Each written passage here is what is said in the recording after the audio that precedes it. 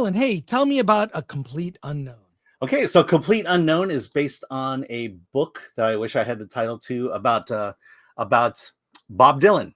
Timothy Chalamet is Bob Dylan, and it covers his career, just a small segment of his early career, where he has the courage to go to Pete Seeger and Woody Guthrie. Woody Guthrie, I believe, suffered a stroke. He is in the hospital. Pete Seeger's there. Bob Dylan's a big fan, decides to visit him, and that's kind of where this relationship between Bob Dylan and Pete Seeger began. And Pete Seeger is part of the Newport Folk Festival, one of the most popular folk music festivals in the nation. And Bob Dylan joins the crew and becomes a huge success, along with him and Joan Baez. He meets a girl, Elle Fanning, Sylvie. They have a little romance there, but he is falling in love with music, with creating music, and becomes this brilliant genius. And soon, Bob Dylan begins to migrate from basically from folk music to rock music, and it culminates in his final appearance at the Newport Folk Festival, where he introduces rock music, much to the dismay of the crowd and the organizers. So yeah, that's a complete unknown. Yeah, the other thing is it shows his on again, off again relationship with Joan Baez and how they kind of fed off each other creatively. I really like this movie. I've never been a huge Dylan fan. I know, of course, his iconic songs, but because I like Timothy Chalamet, I like the way he pulled off this performance. You see him evolve into the rock star that Bob Dylan became. You see how it affected him. He goes to a rock party with this young woman who basically says, "I love you." And he says, "I don't even know you." Like, just met her, but I do like rock. I like musician biopics. We've seen Queen. We've seen a lot of musician biopics, and I love this genre. And Timothy Chalamet did an amazing job transforming himself into Dylan, from all his different looks to the way he stands to everything about the rise and fall of a rock icon. And mostly we see him, what I liked about the third act, how it really shows his battle with basically the powers that be, the mainstream, as it were, of folk music, how his own rebellion was saying, hey, my music is going to evolve. And I really love that aspect of it. So, and you get some iconic performances, and just Chalamet channeled Bob Dylan in this. I really loved it. I'll probably go see it again on the big screen, because I know and I'm, to be clear, not a Dylan fan, love this movie. What does that say? So strong recommend for me, 8 out of 10 at least, mostly for Timothy Chalamet. Alan, what did you think? Yeah, I loved it as well. I didn't think I was going to love it as much as I did. Let's point out that I believe half the movie is Dylan music.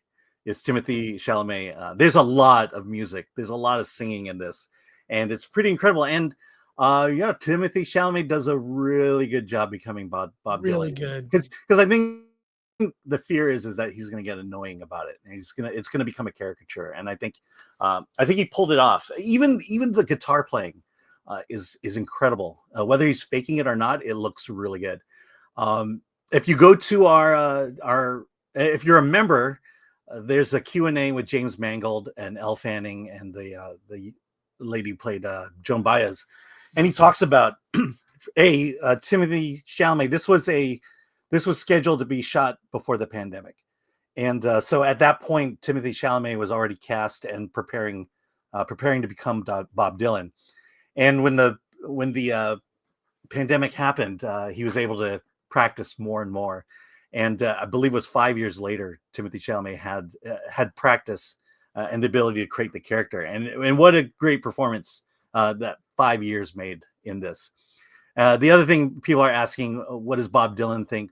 From what he said, Bob Dylan hadn't seen the film, but he tweeted saying that he thinks Chalamet is a great actor, will do him justice. But Bob Dylan, this is based on the book that Bob Dylan is a fan of. Bob Dylan was heavily involved in the script development process and ultimately gave his approval of the script. So that's kind of where Bob Dylan stands on the movie. Yeah, fantastic movie. Go see it. Yeah. I do want to point out that there are other really great performances in here. Dan Fogler is Bob Dylan's manager. Yeah. Who's kind of a dirtbag, but likable dirtbag. Boyd Holbrook plays Johnny Cash. Yeah. That was awesome. He's such a badass as Johnny Cash. And then Ed Norton as Pete Seeger is very likable. Yeah.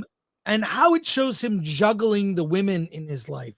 Obviously, I don't know, it's kind of a shocker, maybe a cliche. Musicians, they like to cheat. They like to be with many women. So there you go. So it shows him balancing that. The relationship with Joan Baez, it's Monica Barbaro played Joan Baez. Yeah, she's fantastic. She did great. Her voice, her singing voice, and her acting as Joan Baez, just the character that stands against Dylan. Those scenes are just electric. Yeah. One of the requests that Dylan had made was the Sylvie character played by Elle Fanning. He requested that her name be completely changed in the movies to protect, because I think from what they say is that he still has solemn feelings for her and the things she went through, and wanted to honor her by not drawing attention to her, because she is a civilian. Well, it shows his success came with a cost, and the sacrifice was the woman he loved. And that plays out over the course of the movie. And that was another great thing that was great handled. Now you could say that, it's, this is very basic as a biopic, but you know what? I've never been a huge Dylan fan, and this movie really changed my mind. So I listened to Dylan songs like after the movie. I wanted to hear, it was so very well done, and I'll see it again. Yeah, definitely. Definitely see it on the big screen and with a good sound system.